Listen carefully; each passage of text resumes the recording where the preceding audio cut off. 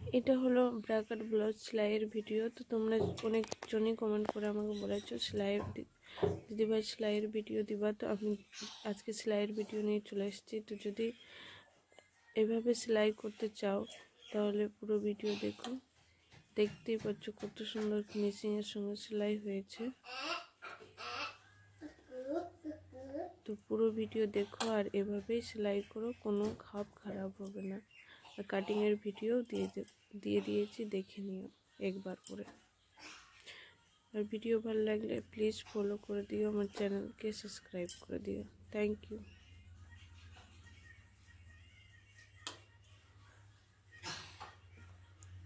বন্ধুরা। তো আমার কাছে প্রায় সবাই অনেকজনই কমেন্ট করে বলেছো কি ব্রাকাট ব্লাউজ সেলাই করার ভিডিও দিয়ে দেখাও। তো এইভাবে মুখোমুখি রেখে নিবা।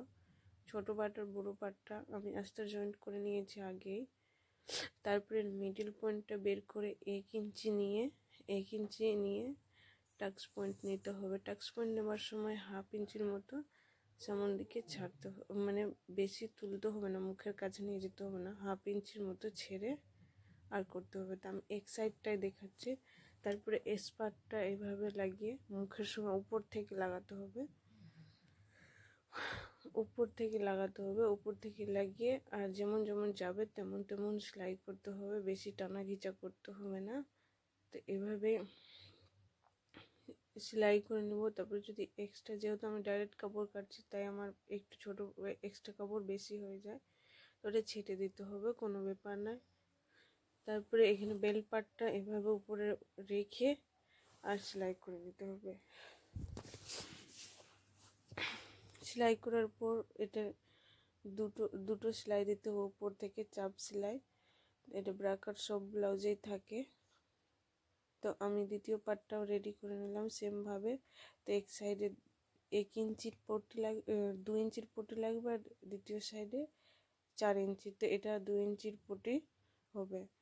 তো ডান সাইডে 2 ইঞ্চিওয়ালা পট্টিটা লাগবে। তো উপর থেকে এভাবে রেখে দিলাম, রাখার পর এটা চাপ সেলাই দিলাম।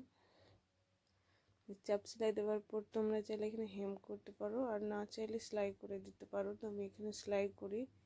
কোনো টাইট ব্লাউজ মানুষ মোটা সোটা হতেই পারে, তখন হেমগুলো ভেঙে যায়, তাই আমি এখানে সেলাই দেই। তারপরে এখানে আবার এটা 4 ইঞ্চির পট্টি। তো 4 ইঞ্চির পট্টি যখন লাগাবা উল্টো সাইড থেকে লাগাবা, তারপরে এইভাবে মুড়ে তারপর সেলাইটাকে ঢেকে পাশাপাশি ডবল সেলাই দিতে হবে।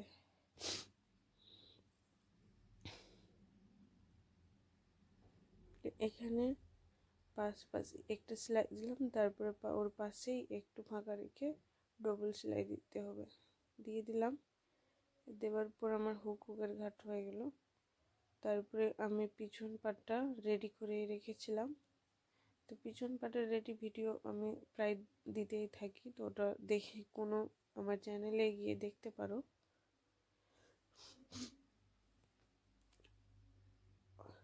তারপরে এখানে 1 ইঞ্চি মতো ধরে পুট সেলাই করে নিলাম।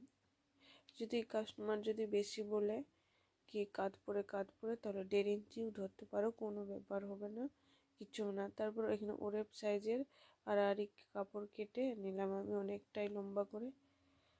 তারপরে এখানে ধারগুলো মুড়ে নিলাম এক সাইডের 1/2 ইঞ্চির মতো, তোমরাও এভাবে মুড়ে নিতে পারো।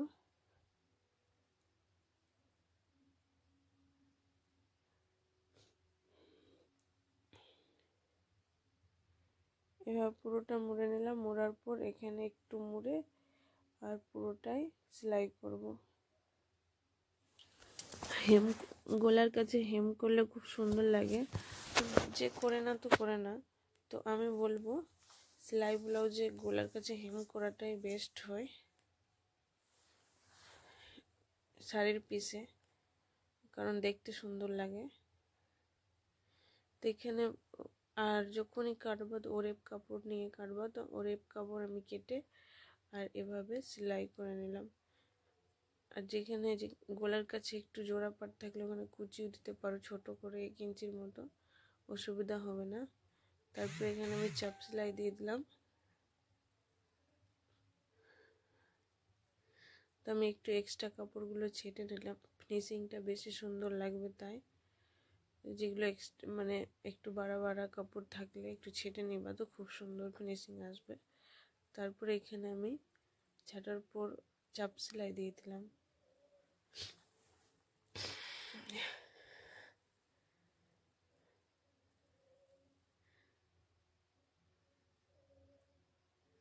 তো আমার চাপ সেলাই দেওয়া হয়ে গেছে।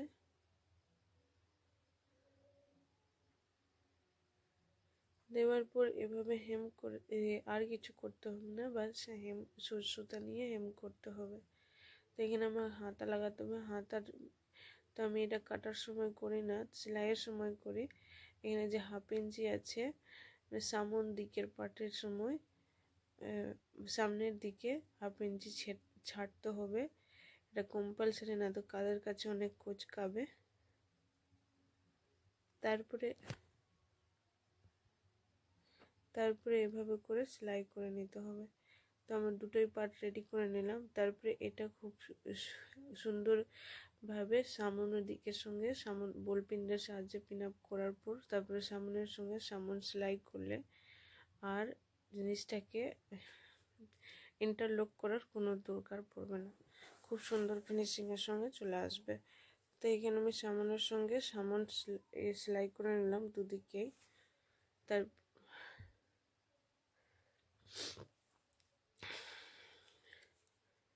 এখানে আমি সেলাই করে নিলাম। সেলাই করার পর এক্সট্রা কাপড়গুলো ছেটে নিলাম।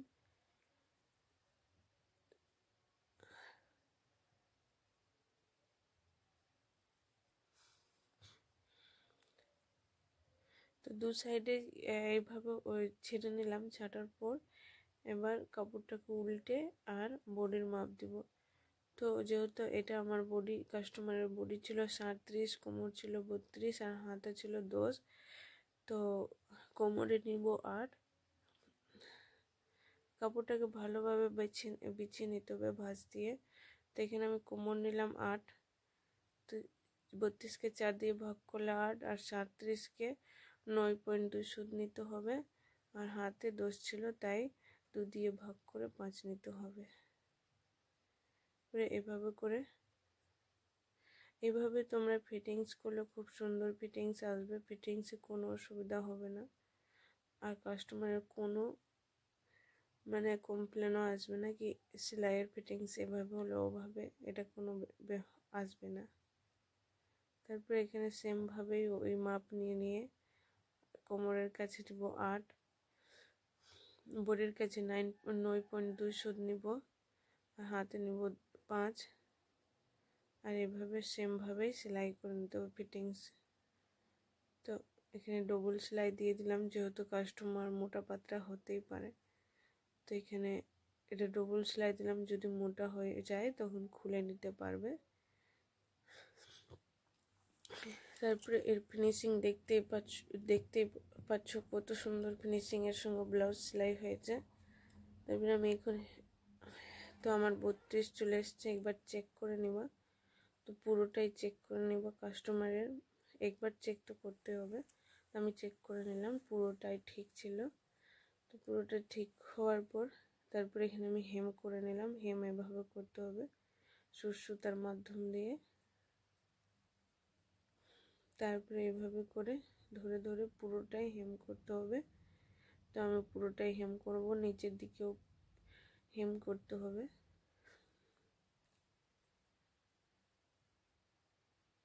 তো এইভাবে ধীরে ধীরে করে পুরো গলাটা হেম করে নিতে হবে। তা আমি হেম এভাবে করে পুরোটাই করে নিলাম।